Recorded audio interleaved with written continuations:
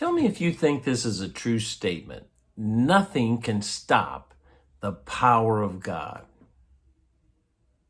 You're probably thinking, oh, that is correct. Nothing can stop the power of God. Apparently, that may not be the case. And I want to talk about it in your morning cup of inspiration. Thanks for joining me. It would seem logical that there is nothing that can stop the power of God. But I was reading in Scripture in Matthew, the 6th chapter, and something can stop the power of God. Jesus was in his hometown.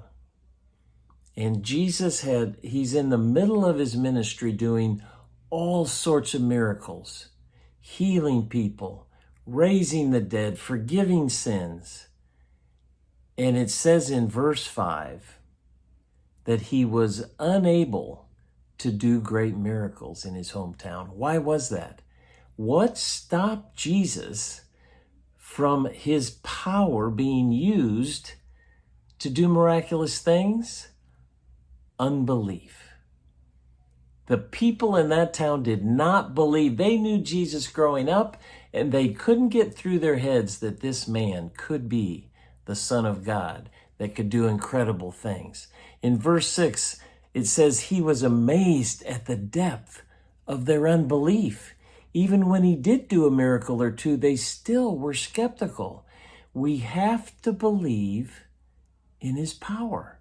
We have to remove unbelief. So if you don't feel like you have the power of God in your life like you want to, if you're not seeing the power of God in your life to do things, maybe you need to examine your faith.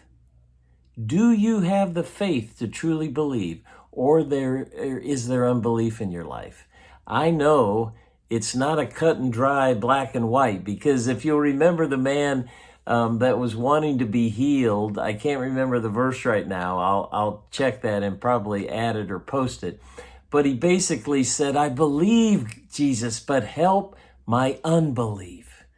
So I'm sure we have some faith, but our unbelief hinders God's power in our life. So let's work hard today to increase our faith, reduce our unbelief, and know that God can do anything and allow his power to flow through our life in a greater way today. Hey, God bless. I hope that ministered to you. Thanks for joining me for that morning cup of inspiration, and we'll see you next time.